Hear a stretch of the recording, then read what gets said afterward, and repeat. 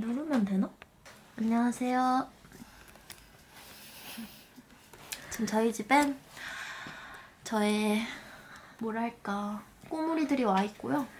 그리고 그 꼬물이들이 저를 인터뷰를 한다고 하여서 지금 제 얘기를 풀어볼까 해요. 근데 일단 꼬물이들이랑 하는 인터뷰이기 때문에 저의 사적인 내용이 많이 드러날 예정이고, 그러니 감안 부탁드리고, 저의 소개를 하자면 저는 서울에서 사진을 찍고 타인의 이야기들을 수집하는 황리지라고 하고, 오늘은 저의 창작보다는 살아가는 현재에 집중한 인터뷰를 할 것 같아요. 그래서 뭔가 작품에 대한 어떤 진지함보다는 제가 작업을 어떻게 유통하고 있고, 그리고 마음가짐이나 이런 것들을 얘기하는 자리가 될 것 같네요. 그렇습니다.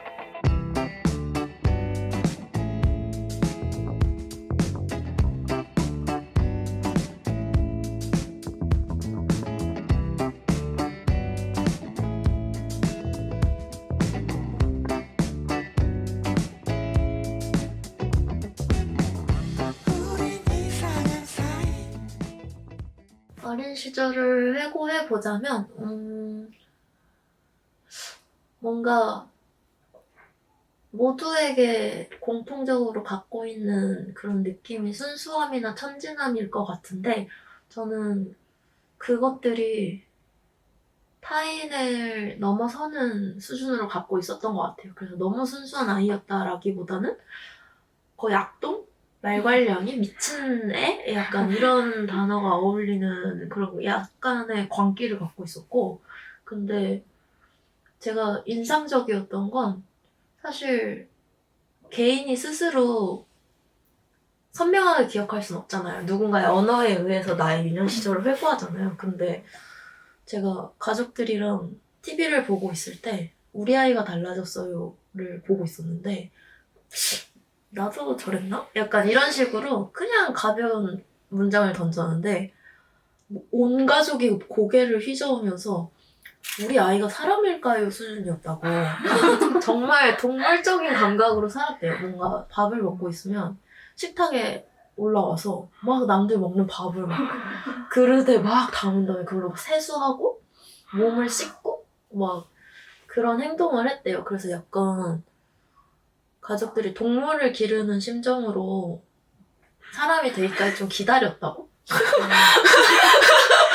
그랬다고 하더라고요. 그래서 좀 약간 사고방식이나 행동들이 예측이 가능한 스타일은 아니었던 것 같아요. 그러니까 사회화 제도권 교육을 받기 전에가 가장 심했고, 근데 또 학교나 유치원 같은 데 가면 정상적인 아이로 보이고 싶어 하니까 그때부터 약간 개선의 여지들이 좀 보이면서 그랬던 것 같아요. 일단 저도 저 자체는 사람이랑 있으면 그 사람 기분이나 감정이나 피로도나 뭐 이런 걸 늘 먼저 상상하거든요. 그래서 저 같은 경우도 새로운 사람 만날 때 피로도가 되게 강력한 편이고, 그리고 약간 그런 거에 대한 조율이 늘 필요한 것 같아요.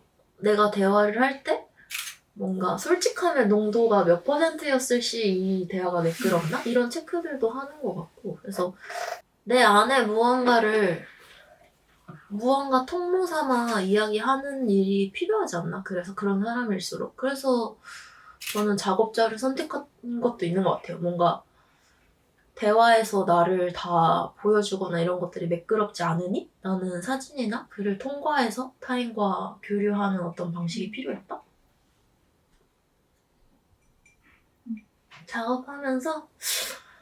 작업하면서 가장 강렬하게 느낀 건 그냥 저는 원래 작업으로 완성된 문장을 꺼내는 걸 되게 좋아했던 것 같거든요. 이것은 이것이다. 주장하는 거. 어느 날부턴가 다 말하지 않음에 대한 생각을 하기 시작했어요. 그러니까 다 말하지 않는 것들이 되게 미학적이고, 그리고 오히려 말하는 것들보다 강렬한 사고의 전환을 준다? 그래서 어떤 작품들을 볼 때, 이 작가는 너무너무 이렇게 말하고 싶었을 것 같은데, 왜 이 작업 안에서 자기가 끝나는 문장을 말하지 않지? 라고 생각을 했는데, 저는 그게 이제 그 사람의 내공으로 보이는 거예요. 그 잠깐의 침묵을 유지할 수 있는 어떤 여유나 내공? 그래서 요즘에는 말하지 않고 관객에게 사유를 할 수 있게끔 여지를 남겨주는 게 작업자로서 너무 중요하다라는 생각을 하고, 그리고 가끔 작업을 하다 보면 뭐 언론, 뭔가 활동가 이 사람들이랑 뭔가 말하는 방향이 같아질 때가 있어요. 정말 정보를 막 다 전달하려고 그러고 이렇게 막 개선해야 됩니다 막 주장하려고 하는데, 작업으로서 그런 건 약간 오히려 관객에게 선선함을 넘기고 그 사람이 사유할 수 있는 빈틈을 만드는 게 작가가 너무 중요하게 해야 할 일이 아닌가? 그런 생각을 너무너무 많이 했던 것 같아요, 이번 시기는. 작업의 프로세스 안에서 고통이 제외될 수는 없다고 생각을 해요. 고통을 제외한 그런 긍정적인 성향의 작업들이 과연 가능히 할까? 그리고 뭔가 미술이나 사진이나 예술의 기능이 정말 그뿐일까? 무언가를 되게 아름답게 찬미하는 것뿐일까? 라는 생각을 하거든요. 그러니까 미술사나 어떤 역사를 보면 어떤 전복의 지점들로 전쟁, 뭐 인간의 되게 부정적인 감정을 느낀 것들에서 전환점을 맞이하잖아요. 뭐 모더니즘에서 포스트 모더니즘이 됐다 했을 때 되게 정말 강렬한 전환점을 맞이할 때는 예술가가 고통을 느끼거나 혹은 사회에서 고통이 만연하거나 이럴 때가 우리가 역사라고 배우거든요. 그래서 그런 과정들을 보면서 고통이 너무 한 개인에게 전환점이 될 가능성이 크고, 예술이라는 것도 고통을 어떻게 소화하느냐? 그리고 작품 안에서 어떻게 소비하느냐가 너무 중요하구나 라고 많이 느껴요. 그래서 저는 사실 사진이란 게 아름다움과 너무 밀접한 장르여서 저도 아름다움을 찬미하는 그런 식의 작업물로 작업을 시작한 것 같아요. 무엇이 더 아름답고 어떻게 찍으면 이렇게 정교할 수 있나로 접근을 하기 시작했는데, 뭔가 점점 다른 방향에 나와 달리 생각하는 사람들, 특히 어른들을 만나면서 좀 깨달음이 있었어요. 뭔가 작업이란 게 자기 만족과 자기 위로로만 구성되는 게 아니구나. 그래서 오히려 나라는 우물을 벗어나서 좀 더 이타심이 작동하는 어떤 작품을 만드는 거에 대한 것? 인간이 정말 노력해야 되는구나. 근데 그거는 예술뿐만 아니라 대화나 관계 맺음 자체도 이기심과 이타심의 조율이 너무 필요한 일들인 것 같아요. 그래서 근데 이해라는 단어를 어원을 막 쫓다 보면 누군가가 내 몸 안에서 들어와서 너무 막 고통스러운 그런 상태들이 나오더라고요, 어원이. 그래서 이해라는 건 진짜 너무 아픈 거구나, 미치겠구나. 그래서 이런 것들은 사실 이해하려고 내가 세상을 이해하거나 어떤 관계? 뭐 작품과 나와의 관계일 수도 있고.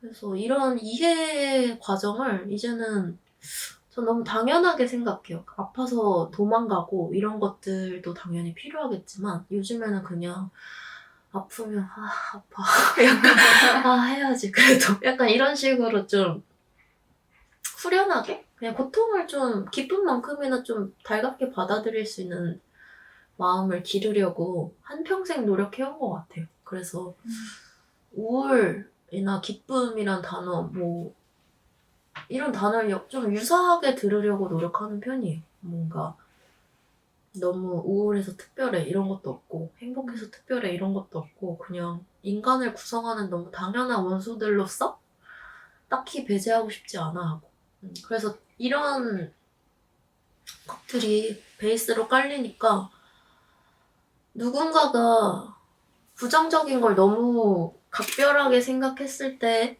제가 그랬었거든요. 각별하게 생각했을 때 약간 그 사고를 전환시키고 싶어 하는 것 같아요. 작업으로. 그러니까 우울이나 비극이나 다 우리 안에서 너무 자연한 감정이고 그래서 이건 너무 자연하다라는 걸 어렸을 때부터 너무 말해보고 싶었던 것 같아요. 왜냐면 저는 어렸을 때 그런 광기처럼 엔데 우울이 베이스인 애들 있잖아요. 괜히 뭔가 우울한 것 같은 애들. 제가 그랬거든요. 그랬는데 그 우울한 애를 사회가 가만 못 두는구나, 위로를 제대로 건네지 못하는구나를 많이 느꼈어요. 근데 그거는 제도권 교육 안에서 되게 강렬하게 느꼈거든요. 초등학교, 중학교를 다니고 제가 예고를 갔는데 예고를 다니기 직전까지 어떤 반응들은 뭐 선생님이든지 뭔가 그 공간을 관할해야 되는 사람들이 저를 너무 개선시키고 싶어 했어요. 이러면 안 돼. 이러지 마. 약간 이런 식으로. 근데 저는 그런 감정에게 필요한 어휘가 정말 이런 건가? 라는 생각을 많이 했거든요. 그래서 나라도 약간 달리 말할 수 있는 능력을 키워보자? 그게 저한테 좀 숙제였던 것 같아요. 사실 현존하지 않는 사람들이 저한테 도움이 많이 돼요. 그런 걸 판단할 때. 현재를 공유하는 사람들이랑은 교류할 수 없는 그 느낌이란 게 있는데 저는 그걸 이미 죽거나 절대 만날 수 없는 작가들한테 많이 배웠어요. 그 나랑 정말 다른 조건이지만 어찌 됐든 뭔가 슬픔이라는 공동체일 것 같은, 다 내 추측이지만 그런 사람들의 작품을 보면서 그 사람이 사실 용기를 냈다, 솔직하다 약간 이런 단어를 쓰고 싶지는 않고 그냥 어떤 자연스러운 흐름 안에서 자기 얘기를 유난히 해야 되는 삶을 살아온 작가들이 있었던 것 같아요. 제가 좋아하는 작가들이 대체로 그랬고. 그래서 그 사람들이 얘기하는 그 말들? 작품으로 보여주는 것들이 저한테 되게 인상적이었어요. 예를 들면 제가 사진을 시작하고 17살 때 렌골딘이라는 사진작가를 알게 됐는데 그 사람이 찍은 사진이 자기가 사랑하는 연인에게 폭행을 당하고 난 뒤에 자기의 얼굴을 셀프 포트레이트를 찍는 작업을 한 사람이 있는데 제가 느꼈을 때 왜 강렬했냐면 얼굴에 폭력이 묻어서가 아니라 그 본인이 폭력을 입고 난 뒤를 너무 담담하게 그리고 오히려 더 그 폭력을 집어삼킬 것 같은 어떤 의연함으로 그 사진을 찍었거든요. 근데 아, 이런 식으로 사람들이 처연하다는 단어, 어떤 동정들을 넘어서는 힘이 있구나. 그러니까 어찌됐든 인간의 몸에는 폭력이 흡수가 계속 되잖아요.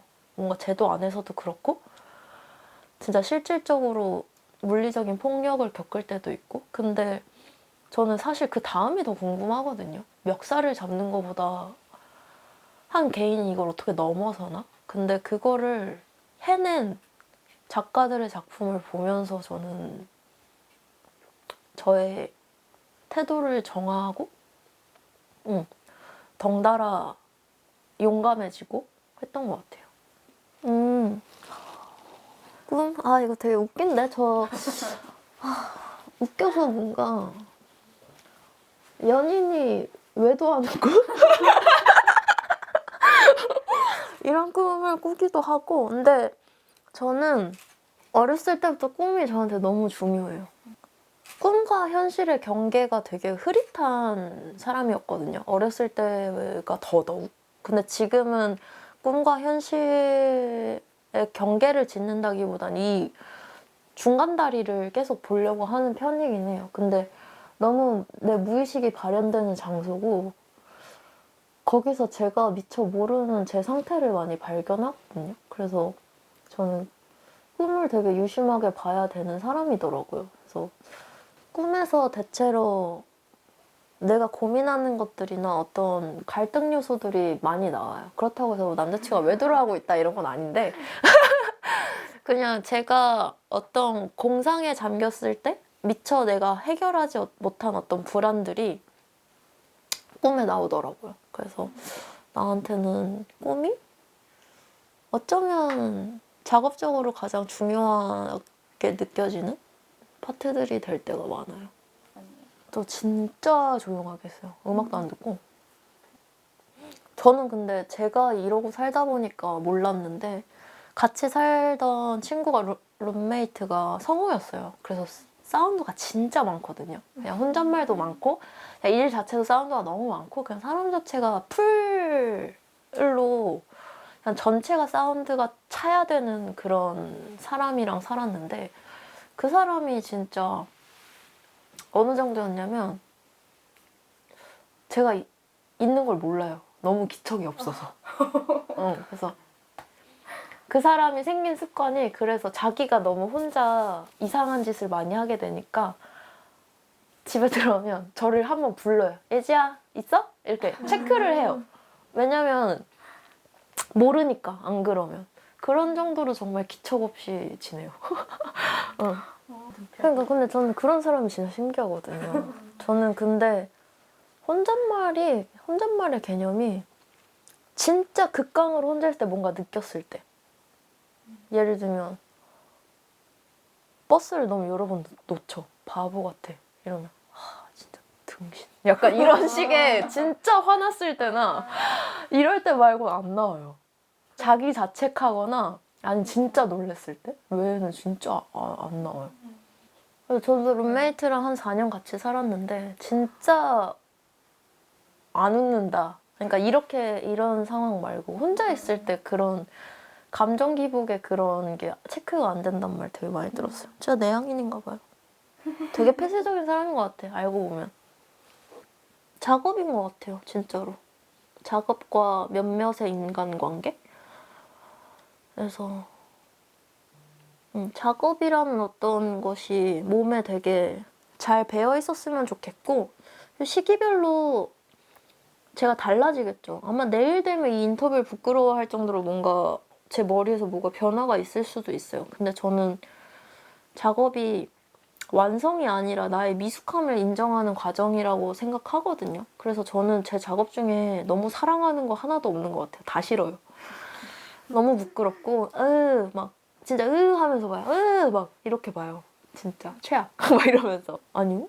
진짜 저 놀라울 정도로 제 작업 다시 안 보고 그러니까 신기한 게 그 수업이나 막 북토크나 제 작업을 보여야 되는 순간들이 있잖아요. 그게 제 곧 괴로움이기도 해요. 내 작업이라는 어떤 내가 세워놓은 어떤 비석들을 전 걔네가 죽었다고 생각하는데 비석들을 다시 보면서 현재처럼 얘기하는 게 저의 괴로움이기도 하거든요. 근데 그게 창작자의 어떤 행위이기도 하죠. 근데 저는 계속 개편하고 싶은 것 같아요. 뭔가 그 한 작업에 머무르기보다 계속 좀 더 나은 말을 하고 싶고 그러기 위해서 창작자로서 좀 높은 성찰을 하고 싶어요. 그래서 좀 늘 항상 혼자 생각을 많이 하는 편이고 그래서 진짜 놀라운 게 저 에세이 책 냈잖아요. 한 번 읽고 다시 안 읽었어요. 그 정도로 안 봐요. 제 작업을. 그리고 제가 낸 사진집들도 3번 이상 본 적 없어요. 근데 그게 그런 건 아니에요. 작업에 대한 소홀함이나 이거의 개선점을 안 찾는 게 아니라 그냥 그 과정에서 외우고 뭘 개선해야 될지만 발견하고 안 봐요. 그 정도로 제 작업을 막 그렇게 명작 막 이런 느낌 저는 없는 것 같아요. 근데 그런 사람이 부럽기도 해요. 막 걸작을 썼다. 막 걸작을 찍었다. 이번 것이야. 이러면 저럴 수 있구나. 경이로워요. 내 작업을 이렇게까지 애호할 수 있다는 자체가. 근데 저는 사실 별로? 제 작업 별로 안 좋아해요. 모르겠어. 저는 근데 제 작업 영원히 안 좋아할 것 같아요. 그러니까 열심히 하고 좋고 뭔가 나아지고 있고 이런 건 알겠는데 막 절절하게 그 작품을 사무친다거나 그러지 않을 것 같아요. 그것도 저한테 되게 특이한 면이라고 생각해요. 창작자인데 관종 고양이. 카메라 좋아함 진짜로. 저는 되게 꾸미는 거? 나 나를 뭔가 옷으로 구성하는 걸 관심이 없다고 생각했는데 너무 유난히 관심이 많은 사람이었더라고요. 그래서 근데 그 밸런스를 맞추기 되게 어려웠어요. 창작자와 이런 기능에 너무 관심이 있는 거? 그래서 수년간 되게 나를 플랫하게 만드는 어떤 연습을 했거든요. 화장도 그냥 안 하고. 근데 요즘에는 다시 그 관심도를 억지로 제어하는 걸 관둬야겠다. 그냥 나는 작품도 작품이지만 나를 내 기분에 따라, 내 필요에 따라 그냥 치장하는 거를 되게 좋아하는 사람이고 그게 늘 일관되지는 않구나. 근데 사실 그래서 종잡을 수 없다는 얘기를 많이 듣는 것 같기도 해요. 사람이 외양, 기분, 성격, 뭐 기타 등등이 되게 자유자재로 바뀌거든요.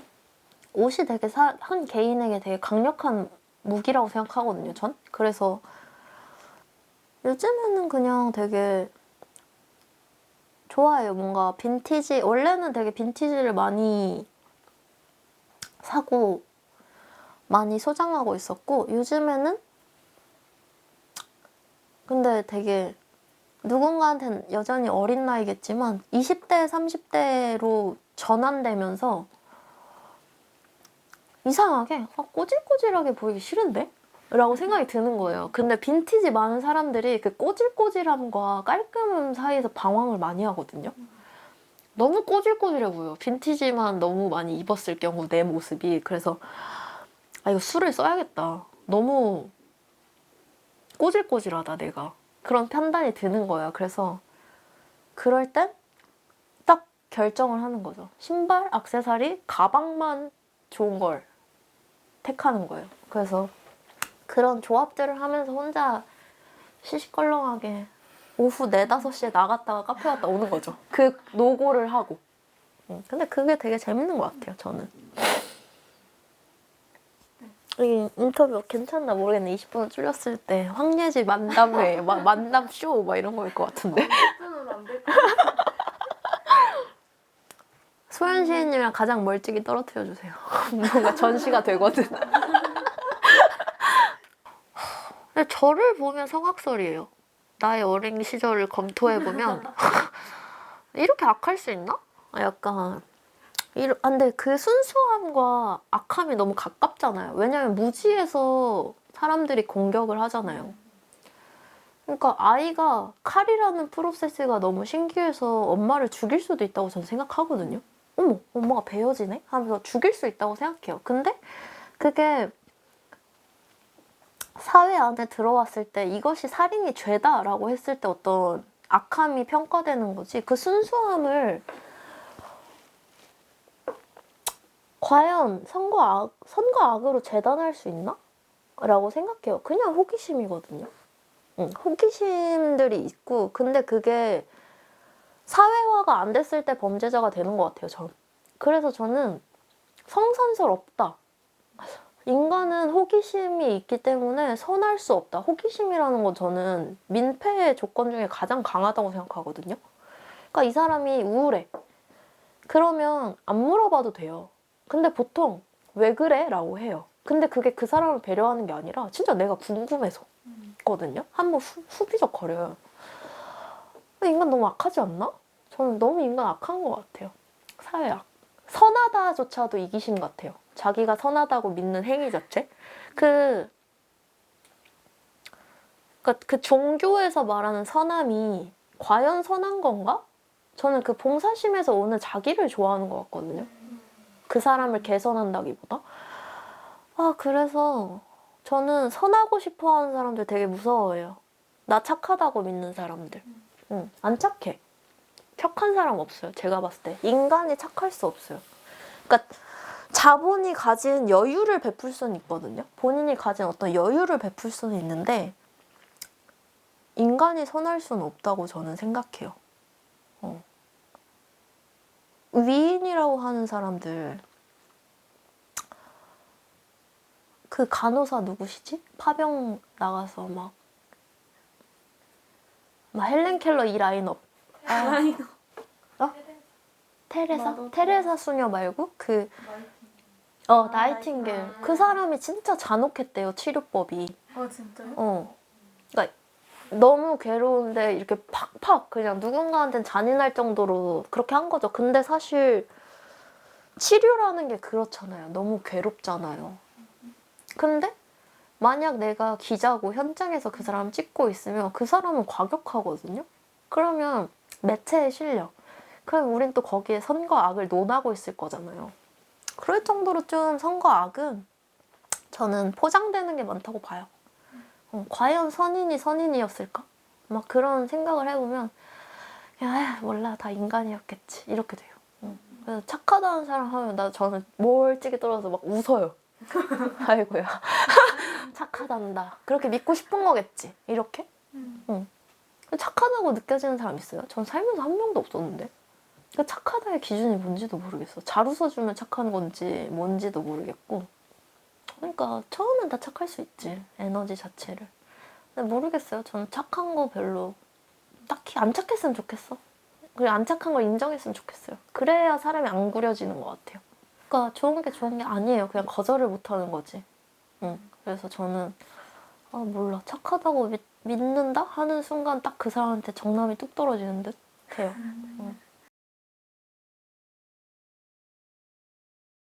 모닝 없음. 모닝 없었으면 좋겠음. 그래서 모닝은 왜 있을까? 그러니까 저는 진짜 아침잠이 너무 많아서 저 스스로 성실하지 않다라고 이렇게 팍 저한테 낙인을 찍어버렸어요. 어렸을 때부터. 어렸을 때부터 잠이 너무 많았거든요. 근데 제가 정말 작년부터 그걸 사고를 다시 하기 시작했는데 사람들이 어떻게 그렇게 살아요? 라고 물어보는 거예요. 어떻게 그렇게 성실하게 사냐고. 근데 제가 그 생각을 안 해본 거예요. 너무 아침잠이 많으니까 제가 성실한가요? 그러니까 너무 성실하대요. 일을 어떻게 이렇게 많이 구성하고 살고 있고 에너지가 대단하다. 그래서 내가 게으르지가 않구나. 그냥 나는 아침잠이 많아서 나를 게으르다고 판단을 해버렸구나. 이렇게 생각을 했거든요. 그래서 그리고 웃겼던 게 제가 학교에서도 고등학교도 되게 성실하게 다녔는데 유일하게 출석부 지각이 너무 많아서 거의 대학에 못 갈 위기에 처한 거예요. 출석부 지각이라 하면 진짜 수업 종 치고 나서 학교를 간 거죠. 근데 그게 너무나 개선이 안 됐어요. 선생님들이 아무리 새파랗게 멍이 들 때까지 막 그땐 체벌도 있었으니까 때려도 사람이 안 일어나. 그래서 선생님들도 포기했거든요. 얘는 진짜 그냥 이런 애구나. 그래서 오프 더 레코드지만 출석부 지각을 그냥 선생님들 지워줬어요. 얘는 그냥 이럴 수밖에 없는 애인 것 같다. 그냥 이런 애가 있구나. 이런 식으로 사람들이 좀 저를 종잡을 수가 없나 봐요. 이런 얘기 근데 또 나 처음 해보는 것 같아요. 어디서 이렇게 막 근사한 얘기만 해야 되니까. 난 근사하지 않은데. 저 가족이라고 말하면은 너무 뻔하긴 한데 저는 그러니까 가족이 저한테 좀 늘 신기했던 것 같아요. 그래서 일단 유년 시절은 사실 어떤 특정 가족 구성원을 좋아하거나 싫어하면서 사라지잖아요. 엄마가 너무 좋아. 혹은 엄마가 너무 싫어. 라거나. 근데 저는 그런 감정들이 되게 고등학교 때까지는 작동이 됐던 것 같아요. 근데 싫어하는 방향으로. 근데 나이가 차고 성인이 되고 나서부터 저는 엄마랑 아빠가 달리 느껴졌는데 특히 아버지가 그렇게 느껴졌어요. 왜냐면 진짜 수십 년을 노동을 했다는 그 자체? 노동자로 살았다는 그 자체가 너무 신기했고 돈을 벌기 시작하면서 저희 아버지가 지금 버스 운전 일을 하시거든요. 근데 그 버스 운전 일이 10시간에서 12시간 정도 하루에 운전을 해야 돼요. 그리고 교대, 2교대고 오전 근무가 잡히는 날은 4시 반에 일어나야 되거든요. 그래서 5시 반까지 출근을 해서 12시간 정도 운전을 하시는데 그럴 때마다 너무 이상해요, 기분이. 이 강도가. 이렇게 삶을 지탱하는 사람도 있는데 나는? 약간 이런 식으로 생각이 드는데 그게 또 나를 세상에 뱉어버린 우리 아빠야. 하다 보니까 그냥 어떤 그런 내 부끄러움들이 작업의 원동력이 되는 것 같아요. 근데 저는 되게 부끄럽거든요. 되게 제가 사치스러운 순간에 많이 놓여있다고 생각해요. 아, 되게 사치 부리고 있구나. 너무너무. 그래서 오히려 그 사치를 부끄러워하면서 좀 내가 나를 언제 안 부끄러워할 수 있을까 하면서 살아가는 것 같아요. 아, 진짜 이 인터뷰에서 이렇게 막 계속 이런 나의 특성을 막 얘기하면서 그래야 될지 모르겠지만 전 자책이라는 프로세스가 너무 강한 사람이었어요.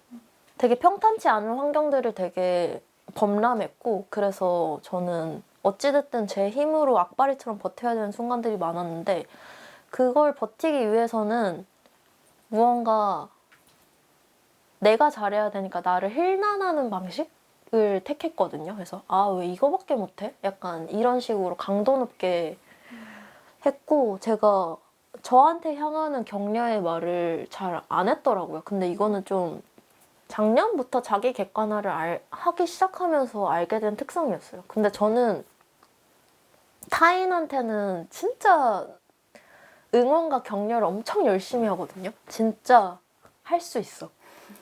할 수 있어. 넌 할 수 있는 사람이야.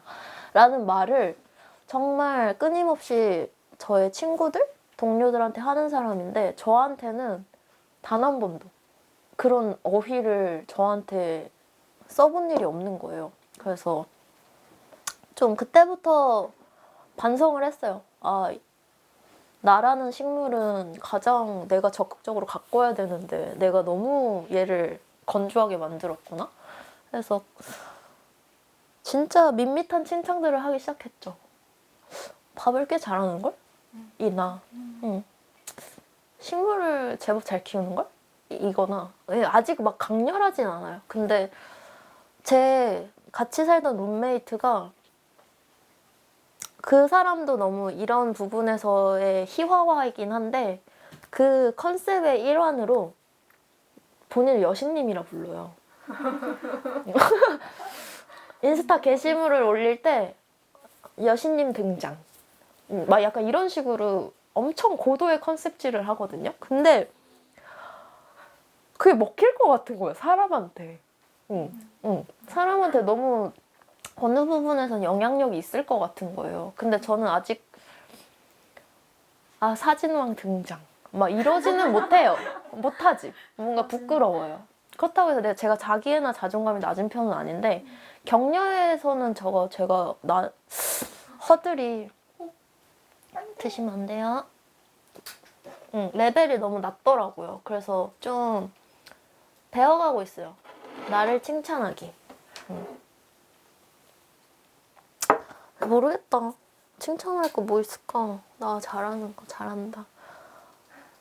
일단 밥을 잘하는 것 같고 그리고 최근에 어떤 타인에게 들은 얘긴데 대화할 때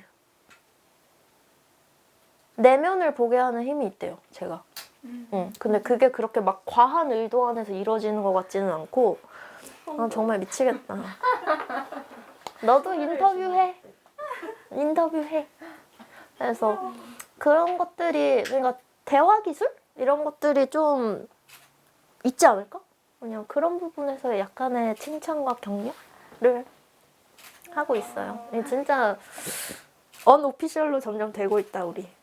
일단 제가 그런 거에 능한 건 제가 그런 사람이어서 그래요.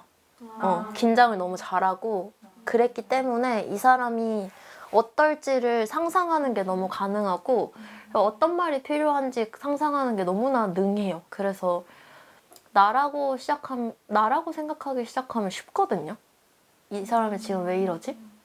약간 이런 게 전 그거에 대한 상상력이 되게 빨라요. 그래서 그런 특성이 있는 것 같고, 그리고 그냥 긴장한 사람들한테는 그 상황을 정지시켜주는 게 전 중요한 것 같아요.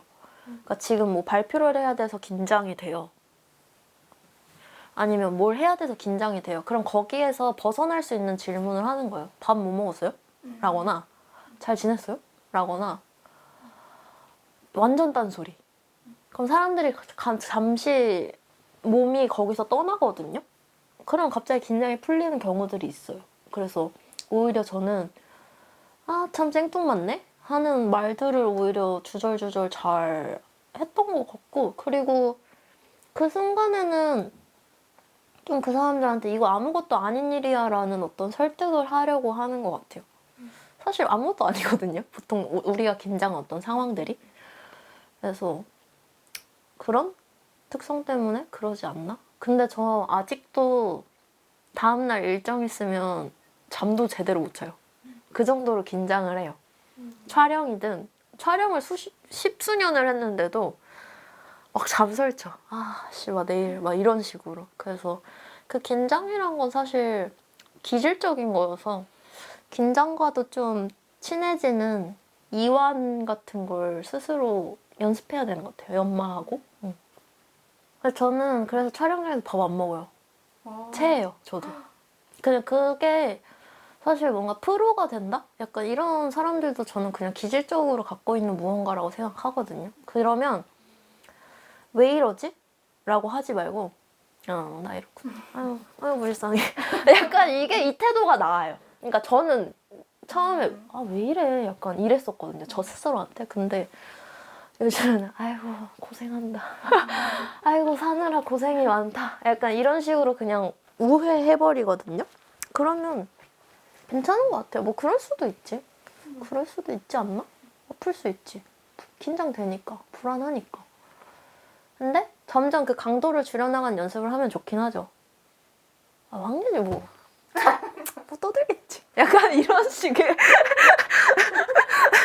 대단한 사람 없잖아요, 사실. 입 열기 시작하면 밥 먹고 이 사람도 잠 자고 자기 싫으면 너무 많고.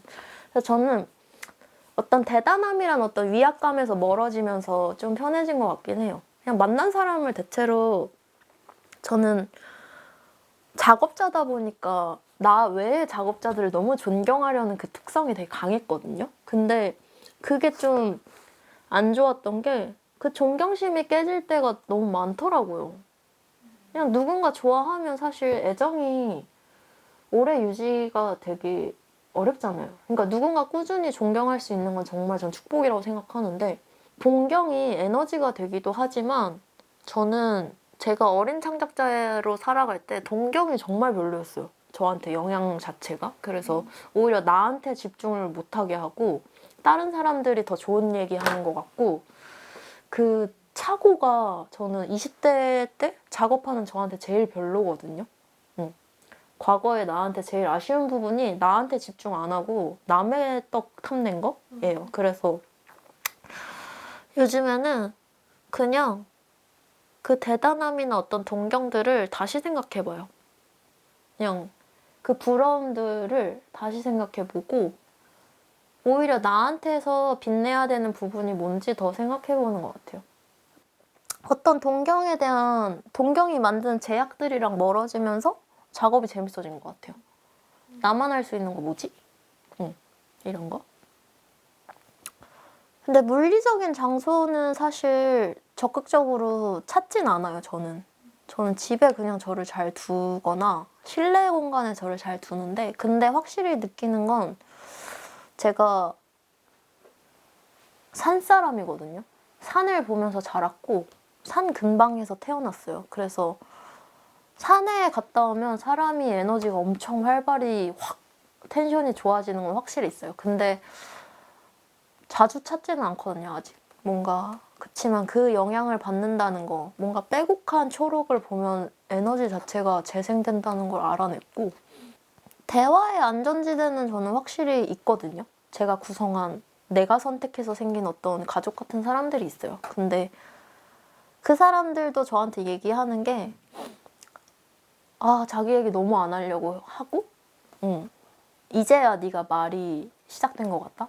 걸음말 이제 뗀 것 같다는 얘기를 많이 듣거든요. 그러니까 저는 작업으로 제 얘기를 하다 보니까 사람들이 오해해요. 자기 얘기 되게 잘할 거라고. 근데 좀 만났을 때 또 딱히 제 얘기를 하는 걸 안 좋아하거든요. 그냥 오히려 청자로 있는 걸 택해요. 사람들이 생각보다 말을 너무 하고 싶어 해요.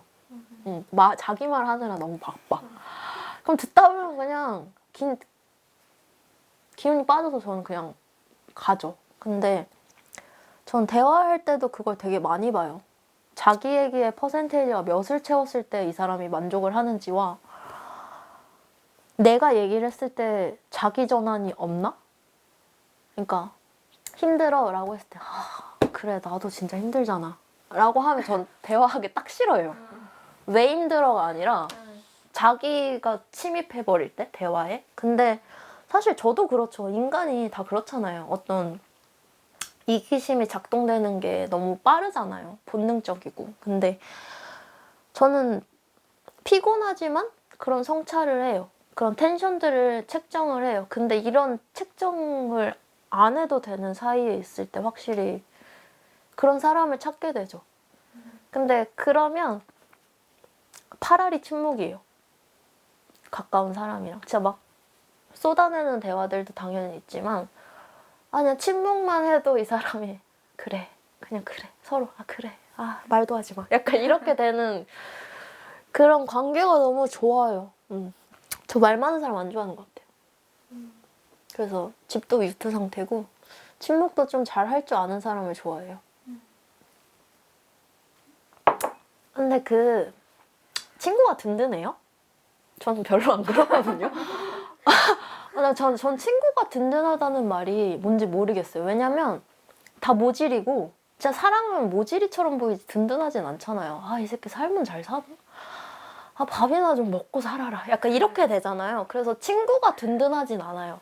오히려 막 짐짝같이 느껴지고 그럴 때는 있고 그리고 얘가 내 인생을 책임져 줄 것 같진 않아. 그래서 뭔가 집단이 됐을 때 어떤 그런 소속감 때문에 든든해지거나 이런 건 있지만 한 개인이 너무 막 차오르게 든든하고 이런 경험은 별로 없거든요. 그리고 저는 든든하다는 단어가 그냥 모르겠다. 그냥 그게 내가 인간관계를 책정하는 방식은 아니었으면 좋겠어요. 왜냐면 든든하다는 건 내가 이만큼 기대도 돼? 약간 허락받는 거잖아요. 안 그랬으면 좋겠다. 그냥 같이 그냥 서로 그냥 딱 좋은 균형감을 맞출 때?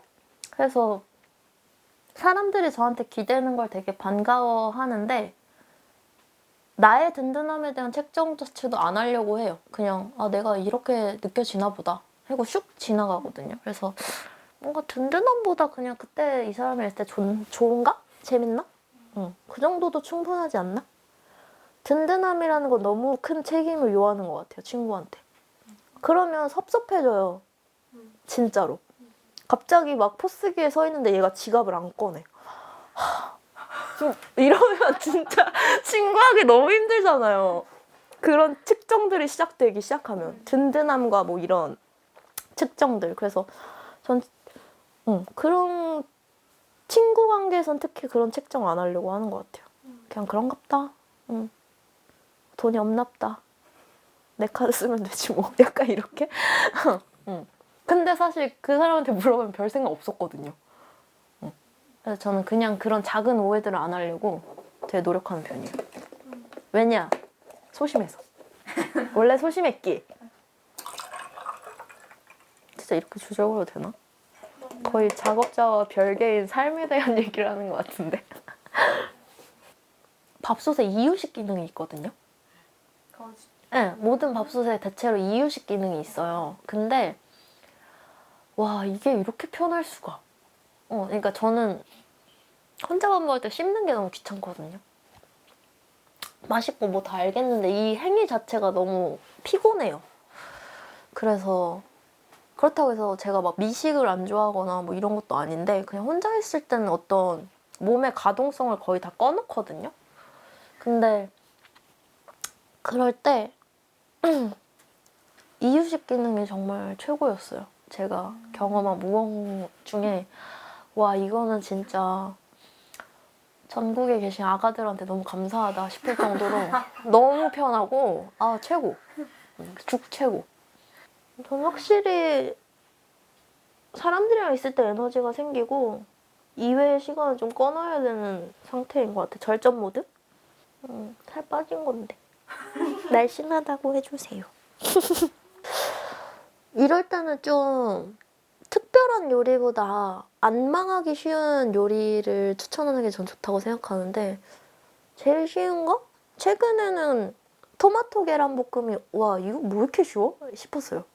그냥 토마토 넣고 좋아하는 재료 넣고 계란 깨트리고 굴소스 조금 넣고 소금 후추해서 그냥 한 바퀴 볶으면 끝인 거예요. 그래서 요리라는 것 뭔가 절차적으로 까다로운 것 같지만 찾다 보면 참 쉬운 일. 약간 이런 생각을 많이 하고 그래서 친구 한 명은 저를 요뚜기로 부르거든요. 근데 요리 뚝딱이.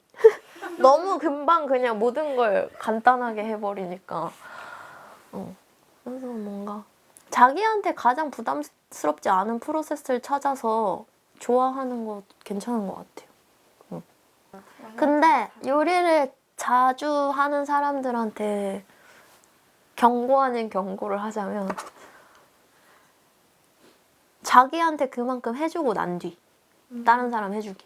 전 그게 안 되거든요 아직도. 근데 남한테 해주는 것도 좋지만 근데 진짜 저는 요리 잘해주고 이런 사람들이 설거지 할 때까지 기쁠까라는 생각을 해요. 그러니까 친구들이 먹고 해치우고 난 뒤에 가면 그 순간은 좋지만 그걸 정리할 때 사람이 외롭거든요? 쓸쓸하고.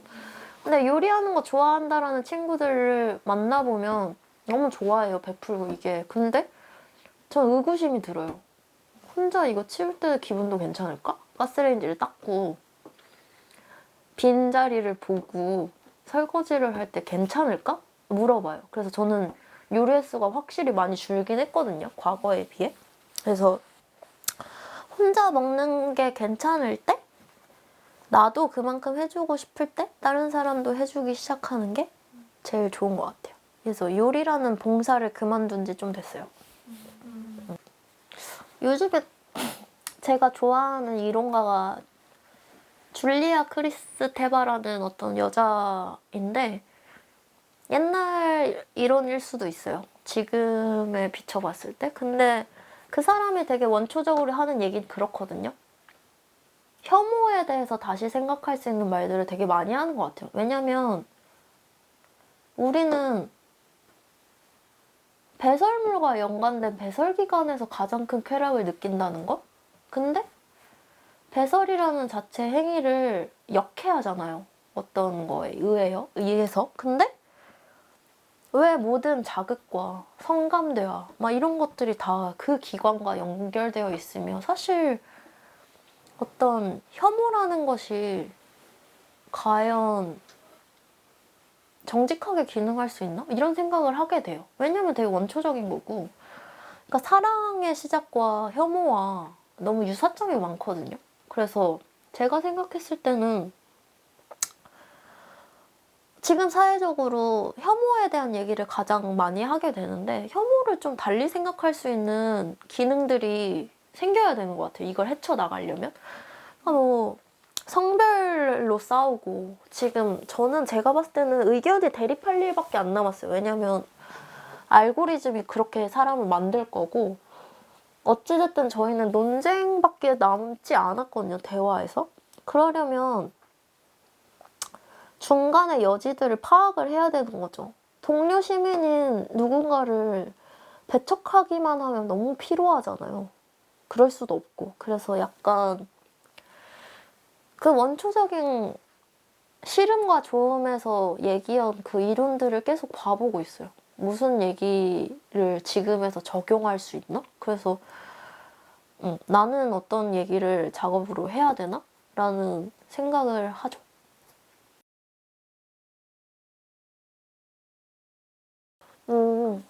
근데 저는 그런 불리한 조건이 예술에서 유리해지는 상황들을 많이 봤지만 예술이 꼭 비단 깊은 상처가 필요한 장르는 아닌 것 같아요. 근데 저는 요즘에 생각하는 건 나에 대해서 얼마나 공고하게 생각했나? 그러니까 나를 생략하면 사실 예술 안에서도 저는 어떤 태도가 생략된다고 생각을 하거든요. 그래서 불리한 상처? 뭔가 깊은 상처를 깊이 파야 된다라기보다는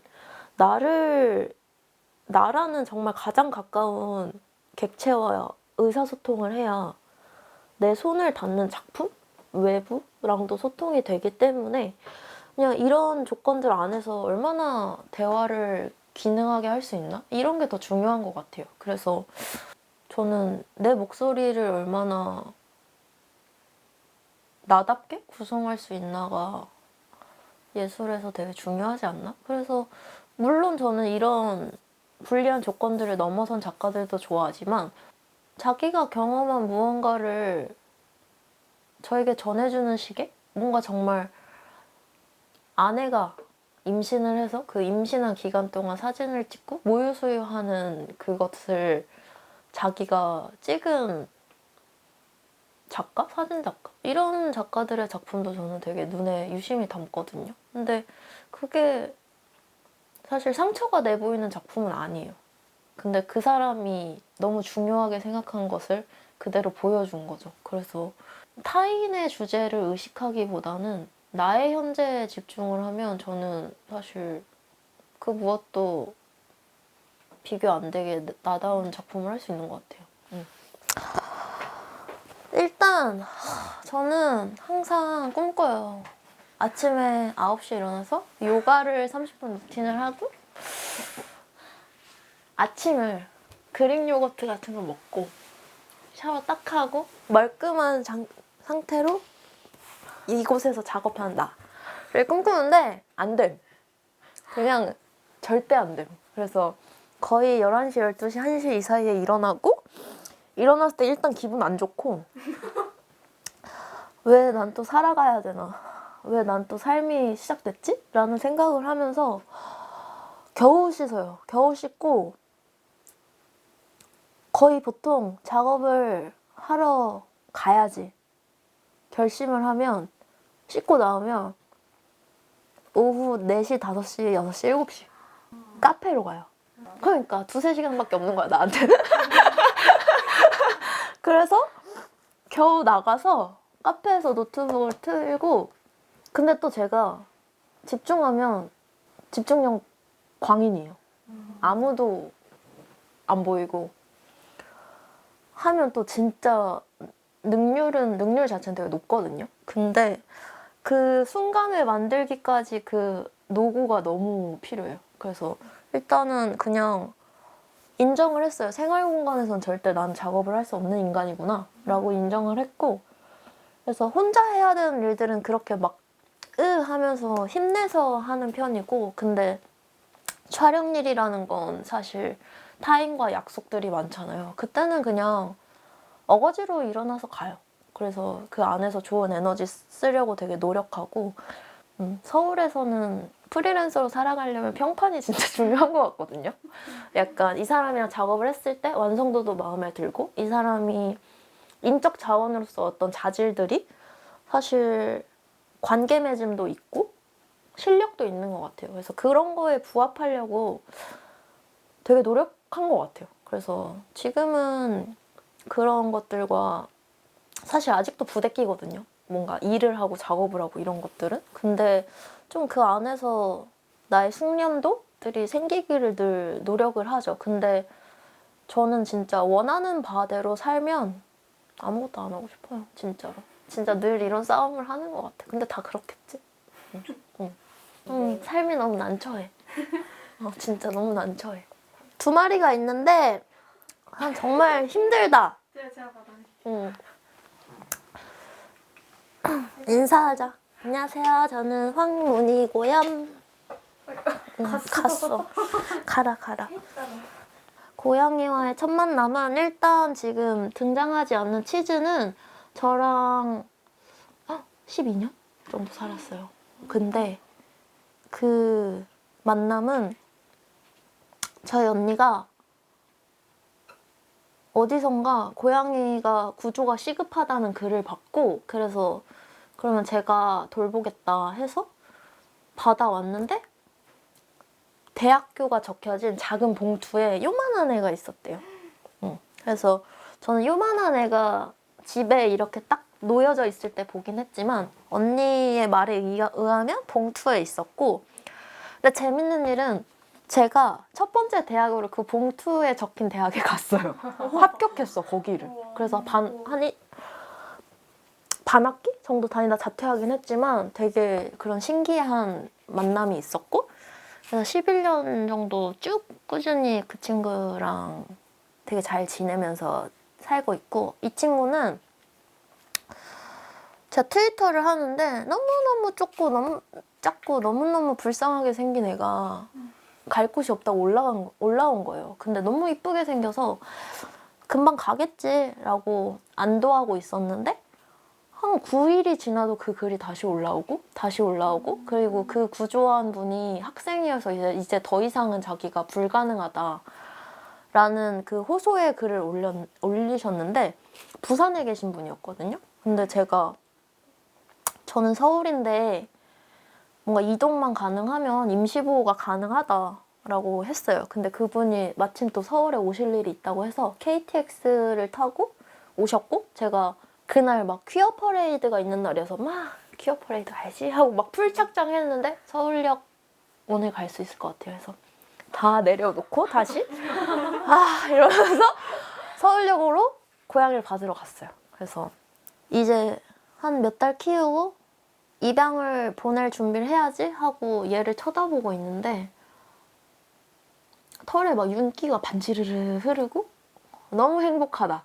나는 지금 너무 행복한 고양이다를 너무 뽐내고 있는 거예요. 그래서 지금은 좋은 선택이었나? 너무 육아의 무게 때문에 짓눌리고 있긴 한데 그때는 얘는 내가 자기를 가족이라고 여겨줘서 너무 행복하구나를 느끼고 그냥 제가 키우겠다고 했고 근데 구조자분도 그러길 너무너무 원하셨대요. 두 가족을 지탱하며 육아의 무게에 휘둘리며 살지요.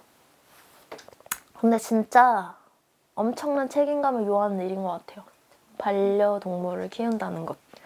그래서 너무 쉽사리 결정하는 사람들한테 말리고 싶어요. 생각보다 힘든 일이라고. 그러니까 지금 반짝 어린 나이에 얘를 기르는 건 손쉽게 느껴지겠지만 오히려 오랜 시간을 함께하고 이 친구가 아파지거나 끝으로 향할 때는 진짜 어렵거든요. 손이 많이 가고. 그래서 진짜 뭔가 잠깐의 행복을 위해서 시작하면 뜯어 말리고 싶어. 정신 차리라고. 됐다고. 그냥 식물이나 키우시라고. 식물도 어려운데. 응. 근데 또 그렇다고 해서 가족을 만드는 거에 대한 두려움은 없었으면 좋겠어요. 그냥 자질에 대한 평가는 해야 되는데 그렇다고 해서 되게 방어적으로 나는 자격이 안 돼. 자격 미달이야. 약간 이런 과한 그런 건 필요 없는데 가족을 맞이할 준비를 하는 건 저는 인간이 늘 연습해야 되는 일인 것 같아요. 그러니까 아니야 오늘 주절주절 해야겠다. 넷플릭스에 연애 못하는 사람들 나오는 콘텐츠 너무 많잖아요. 상처받기 싫어, 약간. 그거 너무 싫어하거든요, 그 절차. 하려면 하고 말라면 말고. 하려면 좀 그냥 겸허히 내려놓고 아플 준비를 하고 한번 최선을 다해보면 안 되나? 저 진짜 속 터져요, 넷플릭스 이런 거 보면. 막 유튜브에 나온 노래도 난 너는 좋지만 너랑 연애는 안 해. 막 이런 노래 나오면 진짜 너무 그럴 때마다 머리 아파요. 왜 이런 임시성에 대한 기대만 있을까? 인간들이 이제 왜 편리하고 효율적인 관계만 찾나?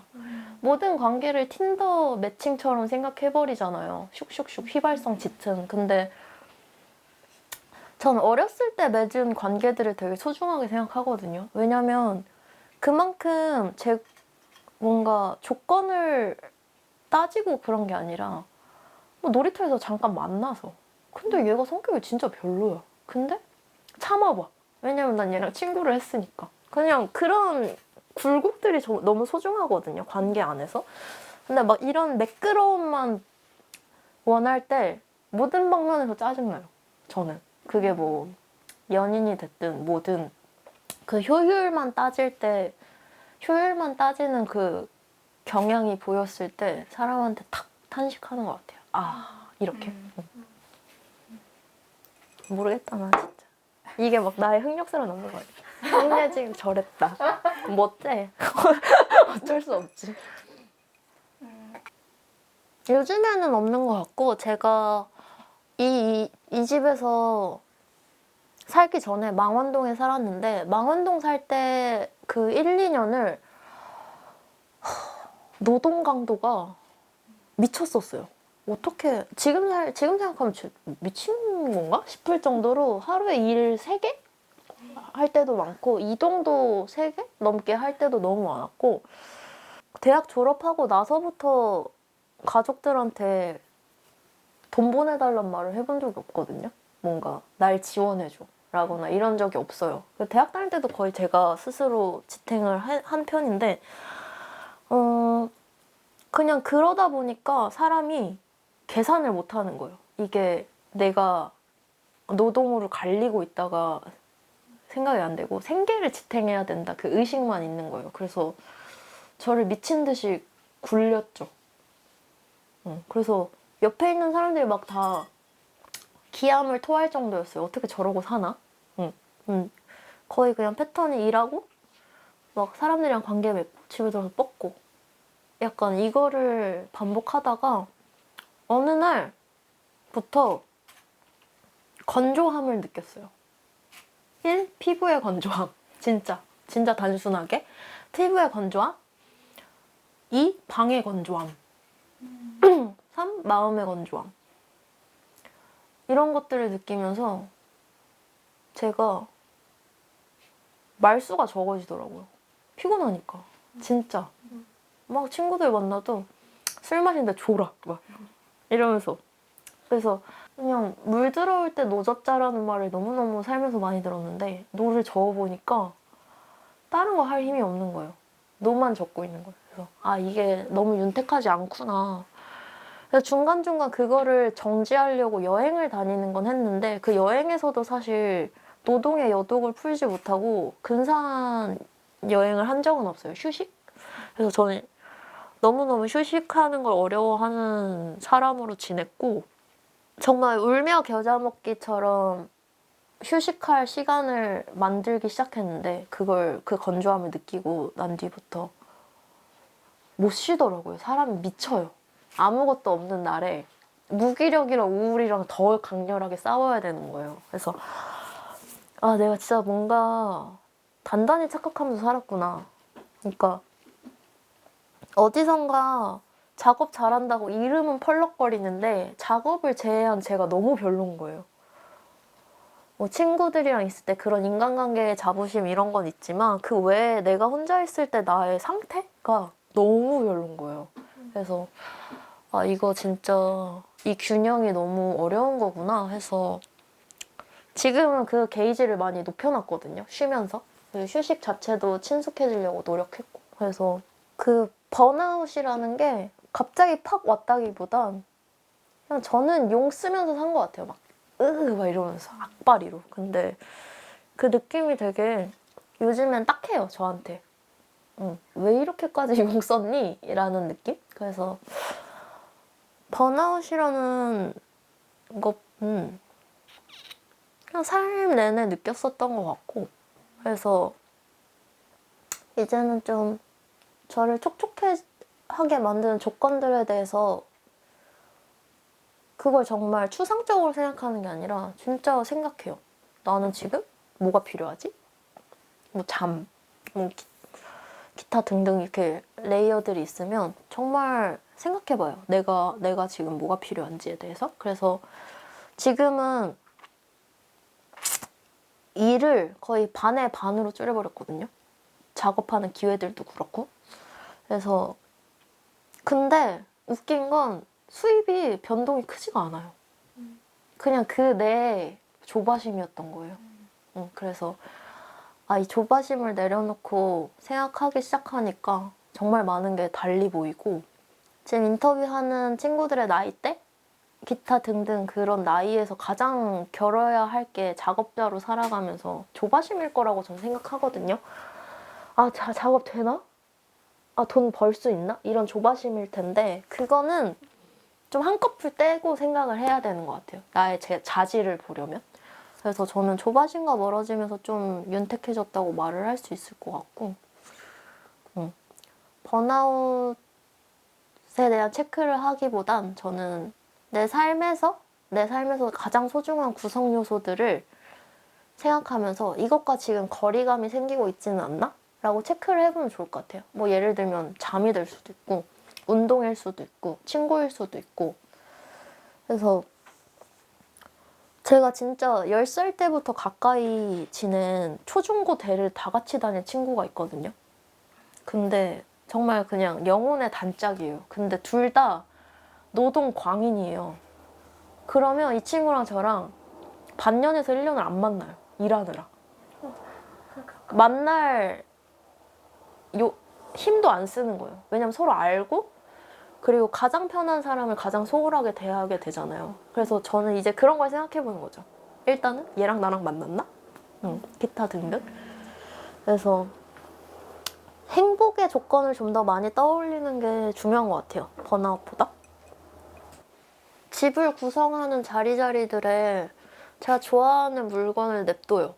이런 찬장도 그렇고 그냥 나에게 약간 수호의 역할을 하는 것들을 nep두고 근데 그거에 대한 은은한 공통점을 발견하기 시작한 게 제 친구가 말을 좋아하나 보네? 라고 하는 거예요. 말이 있거든요? 근데 제가 몸에도 말 타투가 되게 많더라고요. 몰랐어요. 그 사람이 그렇게 말해주기까지. 그래서 뭔가 나는 나한테 동력이라고 느껴지는 움직임이 있는 어떤 것들을 늘 존경하는구나? 활발하게 움직이는 것들? 그래서 되게 신기하다라고 생각해요. 그래서 찾게 되는 거 오히려 되게 자연물과 가까운 상태의 무언가인 것 같아요. 근데 유심히 본다라는 게 사람들이 생각보다 뭔지 모르더라고요. 그러니까 유심히 보면 대체로 뭐가 이 안에 있는지 보여요. 근데 그거는 아마 같이 수업한 소연시 님도 아시는 느낌일 거예요. 그분도 글 한 문장 읽고 약간 척척척 하잖아요. 근데 저랑 소연시 님이 특이하고 특별한 사람이 아니라 유심히 보는 프로세스가 몸에 있어서 그런 것 같아요. 근데 사진을 유심히 본다 하면 그 장소성? 그리고 피사체를 대하는 태도?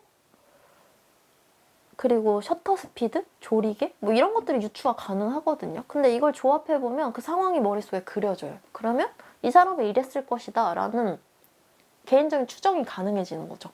그러면 그렇게 얘기를 건네고 그럼 그 사람이 그렇게 답변을 해요. 그러면 어느 정도 얼추 얼개가 맞아지면서 이 사람이 사진 찍을 때 어땠는지가 대화가 가능해지는 거죠. 그래서 좀 유심히 보다 보면 저는 생각보다 사물이든 사람이든 작품이든 많은 말을 하고 있는 것 같아요. 그래서 그런 게 가능한 거지 뭔가 막 예전에는 막 제가 개인적으로 사진 수업을 되게 오래 해왔는데 무당이란 소리를 되게 많이 들어요.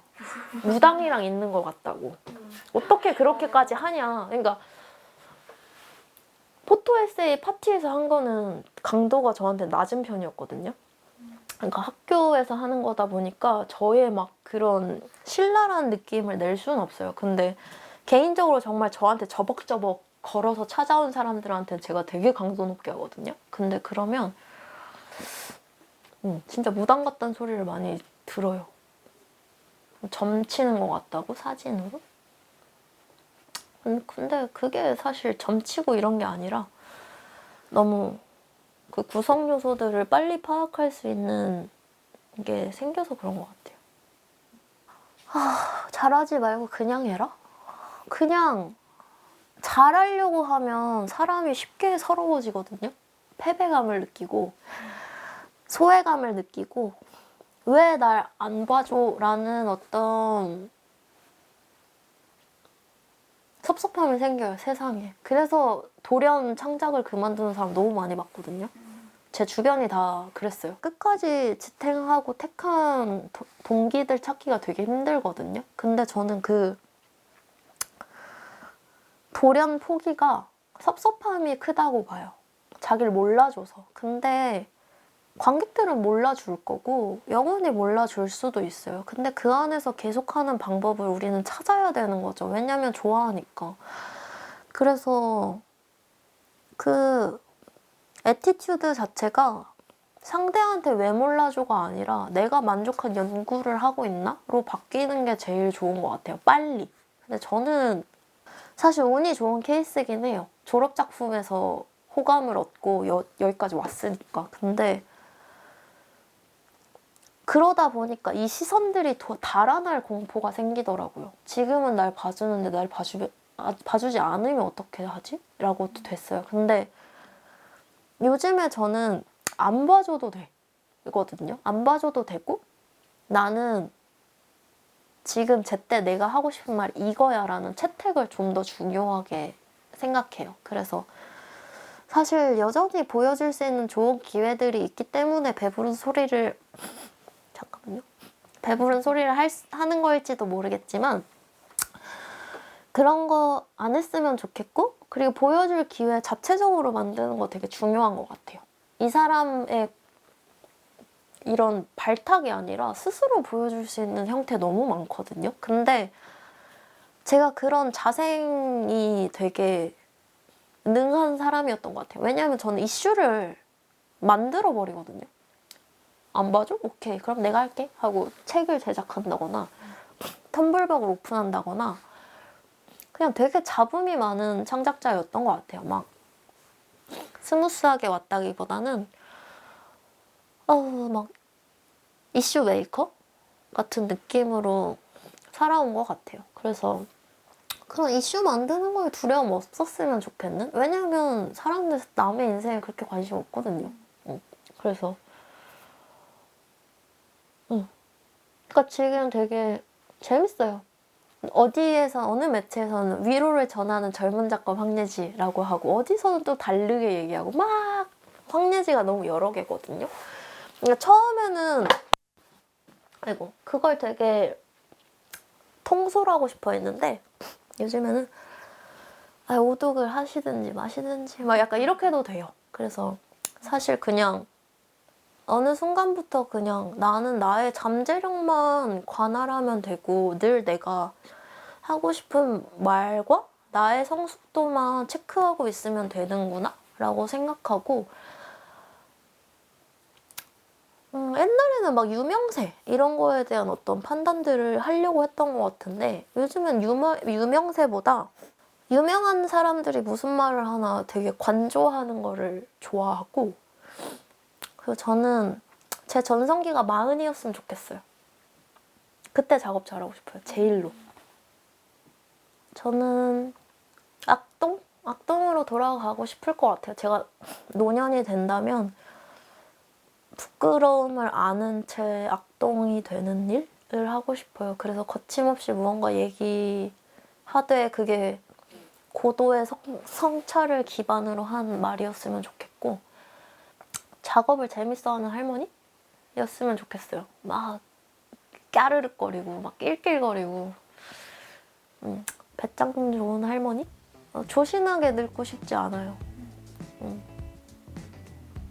그런 사람, 그런 상태이고 싶어요.